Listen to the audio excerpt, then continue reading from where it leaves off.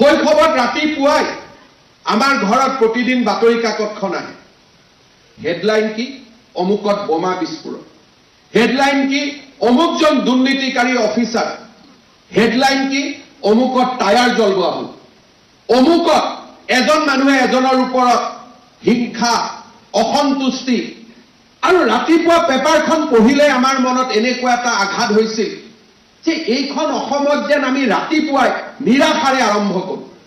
ৰাতিপুৱা কোনোবা ভাল মানুহে আমাৰ দৈনিক বাতৰি কাকতখন তলত লুকাই থৈছিল যাতে ৰাতিপুৱাই বেয়া কথা বেয়া চিন্তাৰে আমাৰ দিনটো আৰম্ভ কৰিব নালাগে।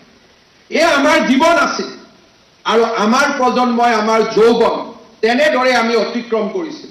অসম আজি ভাৰতৰ নতুন যুগৰ এক নতুন প্ৰতিনিধিলৈ ৰূপান্তৰ হৈছে আৰু আমাৰ ৰাজ্যখনত আজি লাহে লাহে প্ৰতিদিনৰ যুগৰ পৰা আমি সেমি কণ্ডাক্টৰৰ যুগলৈ প্ৰৱেশ কৰিছোঁ। এতিয়া আমি ৰাজ্যত ৰাতিপুৱাই হত্যাৰ বাতৰি পঢ়িব নালাগে, হিংসাৰ বাতৰি পঢ়িব নালাগে। অসমে বিহুত গ্ৰীনিজ ৱৰ্ল্ড ৰেকৰ্ড কৰিলে। কাজিৰঙাত আটাইতকৈ বেছি পৰিব্ৰাজক আহিলে। অসমত সেমি কণ্ডাক্টৰ উদ্যোগ প্ৰতিষ্ঠা হৈছে। ৰাতিপুৱাই কৰবাত নহয় কৰবাত আমি আশাৰ বাতৰি শুনিবলৈ পাওঁ।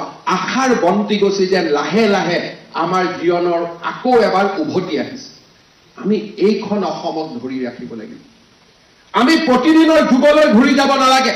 আমি অসমখনক সেমি কণ্ডাক্টৰৰ পৰা আৰ্টিফিচিয়েল ইণ্টেলিজেন্সৰ পৰা আমি এখন নতুন যুগলৈ লৈ যাব লাগে যাতে ভাৰতৰ মানুহে কৰ্ণাটকক উদাহৰণ নিদিয়ে, ভাৰতৰ মানুহে অসমক উদাহৰণ দিয়ে। এইখন ৰাজ্য আমাৰ জীৱন কালতে আমি নিৰ্মাণ কৰিব লাগে। আৰু মই বিশ্বাস কৰোঁ যে যিখন অসমে ৩টা বছৰৰ ভিতৰত আন্দোলন, চান্দা, হত্যা, হিংসাক বিদায় দিব পাৰিছে, এইখন অসমে আকাশ চুবও পাৰিব, তাক মই বিশ্বাস কৰোঁ।